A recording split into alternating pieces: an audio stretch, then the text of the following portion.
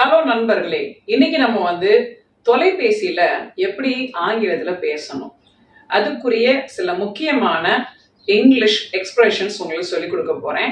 இந்த வீடியோ கடைசி வரைக்கும் பாருங்க. நீங்க இந்த வீடியோ லைக் பண்ணி உடனே நீங்க ஷேர் பண்ணுங்க. பிளஸ் நம்முடைய சேனலை சப்ஸ்கிரைப் பண்ணுங்க. நம்முடைய Facebook page speak English within 16 hours அதையும் நீங்க ஃபாலோ பண்ணலாம். ஓகே நண்பர்களே, இப்போ நம்ம ஃபர்ஸ்ட் சென்டென்ஸ் என்னன்றதை பார்ப்போம். To expedite your request, I will forward this SMS to or message to. To expedite அப்படின்றது என்னன்னா, அதாவது துரிதப்படுத்துதல்.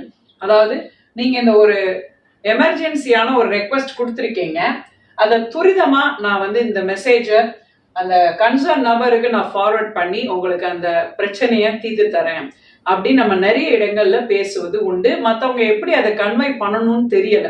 ஸோ எப்பயுமே நீங்க இமெயில் ரைட்டிங்லயோ அல்லது ஃபோன் கான்வர்சேஷன்லயோ நீங்க கண்டிப்பா பயன்படுத்தக்கூடிய ஒரு முக்கியமான விஷயம் எக்ஸ்பீடைட் அப்படின்ற வார்த்தை. ரெண்டாவது பாருங்க, I often get a busy signal whenever I call you. நான் எப்பெல்லாம் உனக்கு தொலைபேசி மூலமா கூப்பிடுறேனோ அப்பெல்லாம் நீ ரொம்ப பிஸியா தான் இருக்க, உன் ஃபோன் பிஸியா தான் இருக்கு அப்படின்னு நம்ம சொல்லுவோம். அதுக்கு பிஸி சிக்னல் மட்டும் இல்ல, you can use engaged tone அதுவும் நீங்க யூஸ் பண்ணிக்கலாம். பிஸி சிக்னல் வேணாம்னா நீங்க இதையும் யூஸ் பண்ணிக்கலாம். ஸோ அதாவது உங்க ஃபோன் எப்பயுமே வேற யாரோட நீங்க பேசிட்டு இருக்கீங்கன்றதுதான் எனக்கு சிக்னல் காமிக்குது, என்னால திருப்பி உங்களுக்கு கூப்பிட்டாலும் இதே தான் காமிக்குதுன்றத சொல்லும் போது நம்ம பயன்படுத்தலாம். ரெண்டாவது வாக்கியம் முடிந்த பிறகு மூணாவது, I'm sorry there is nobody here by that name. மன்னித்து கொள்ளுங்க, அந்த பேர்ல யாரும் இங்க இல்லைங்க, நீங்க தவறான நம்பருக்கு கால் பண்ணிருக்கீங்கன்னு அப்படின்னு சொல்லுவோம். அதை தொடர்ந்து தவறான நம்பருக்கு நீங்க கால் பண்ணிருக்கீங்க அப்படின்றத நம்ம கீழே கொடுத்துருக்கோம்.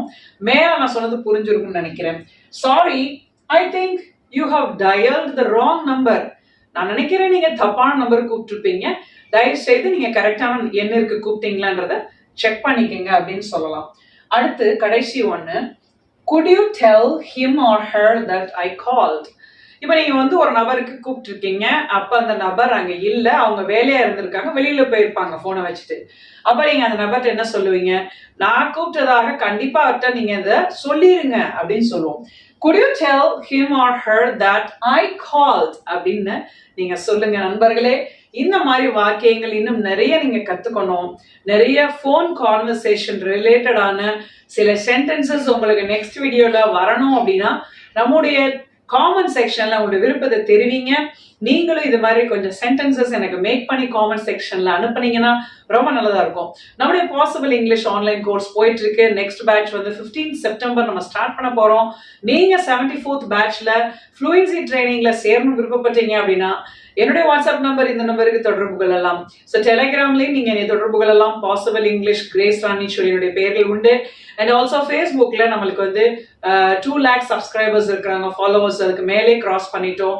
நீங்க அங்க ஃபாலோ பண்ணணும் அப்படின்னா என்னுடைய பேஜோட லிங்க் கொடுத்துருக்கேன், ஸ்பீக் இங்கிலீஷ் வித்தின் 16 hours அப்படின்றது, அதை ஃபாலோ பண்ணுங்க. Thank you so much for your support. நம்ம 50,000 சப்ஸ்கிரைபர்ஸ் ரீச் பண்றதுக்கு நீங்க கண்டிப்பா பேர் உதவியா இருப்பீங்க நம்புறேன். தேங்க்யூ.